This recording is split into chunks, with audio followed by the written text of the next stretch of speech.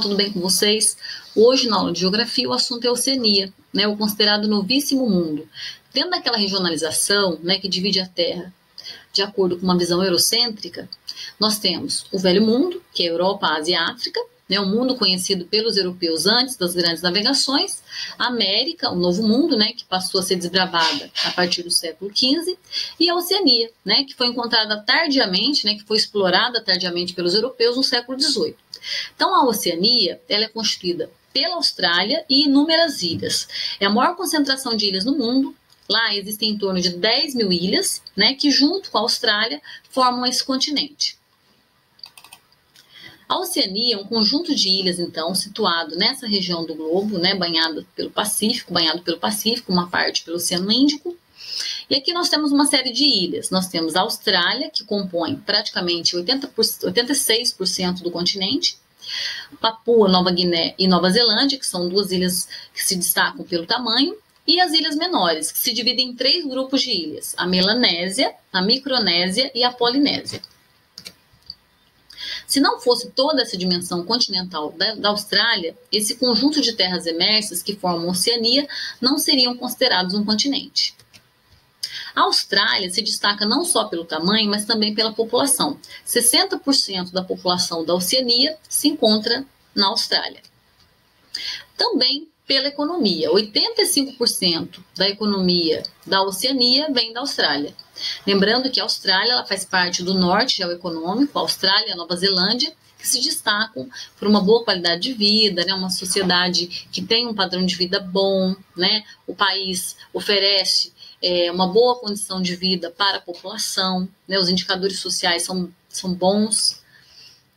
Agora, os demais têm uma qualidade de vida não muito boa. Tá? Agora, lembrando da história da Oceania, essa região ela foi desbravada pelos europeus, é uma região que foi colonizada pelos ingleses, né, pelos britânicos, e apesar de estar próxima à região do Sudeste Asiático, ela se diferencia do Sudeste Asiático pela história.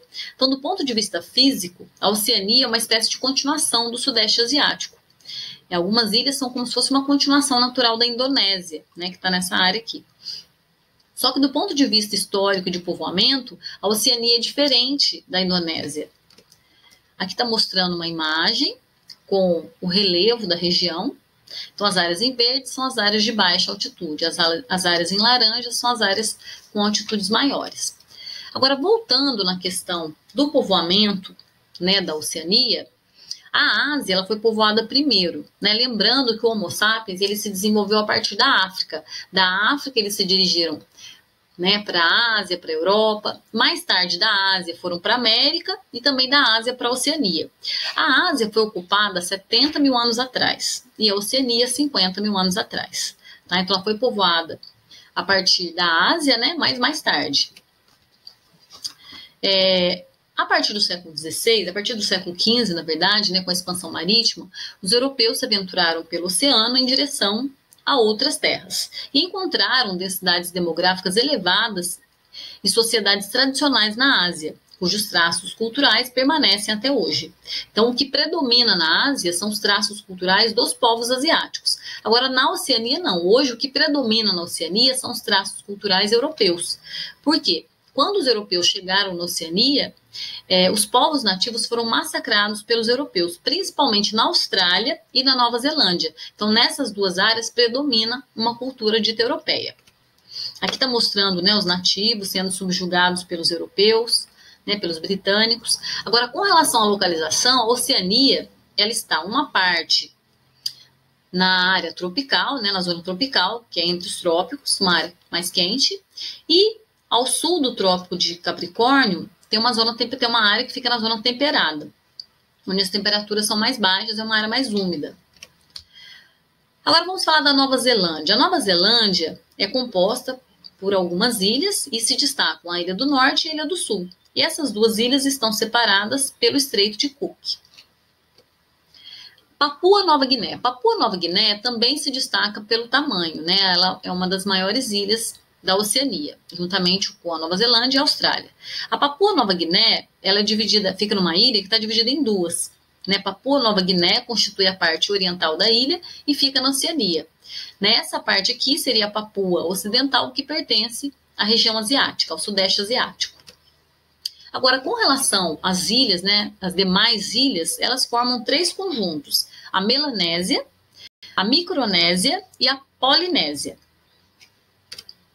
A Melanésia, a palavra Melanésia vem de melanina, seria Ilha Negra. Por quê? Porque a população lá é negra. Então, esse conjunto de ilhas é o que se localiza mais próximo da Austrália, estendendo-se de Papua Nova Guiné até Nova Zelândia. E ali estão Ilha Salomão, Nova Caledônia, o arquipélago Bismarck e outras.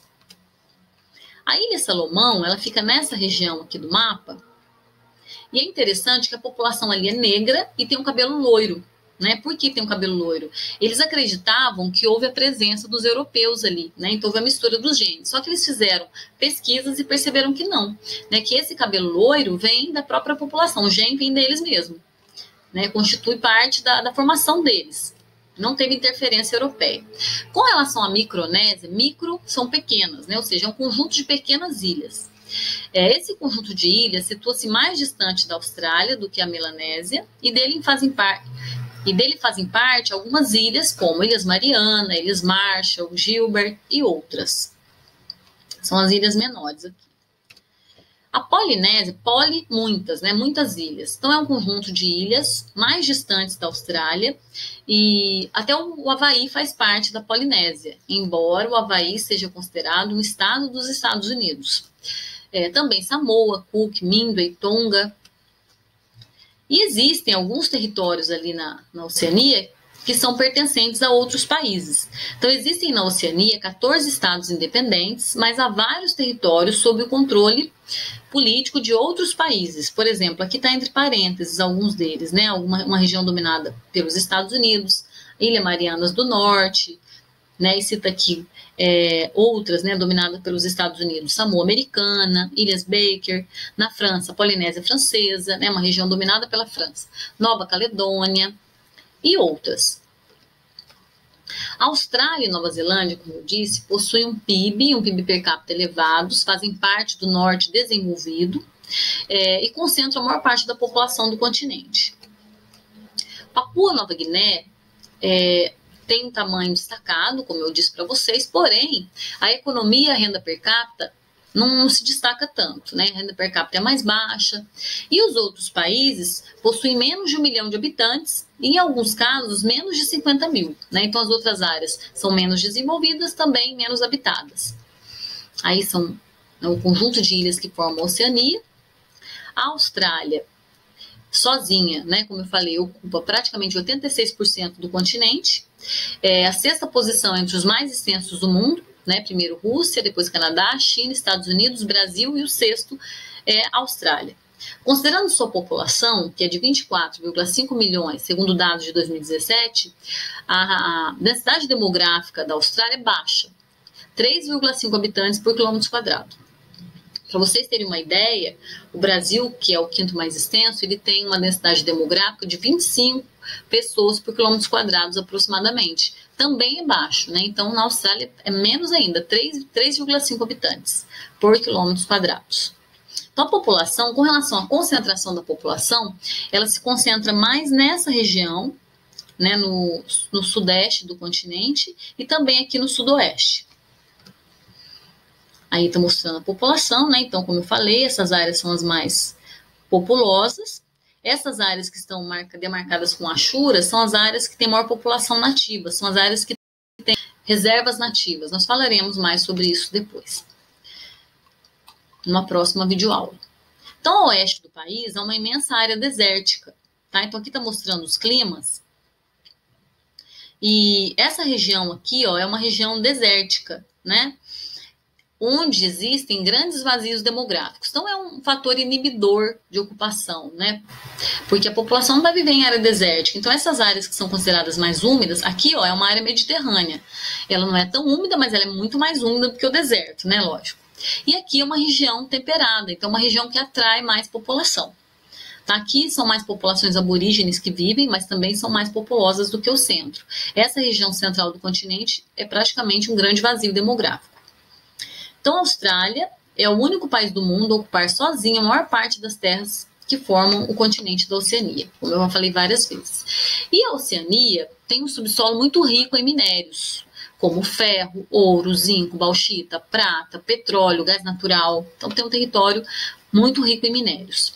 Porém, ele é rico em minérios, mas é pobre em água, tá? Ele é pobre em recursos hídricos, o que leva o governo a construir usinas de dessalinização.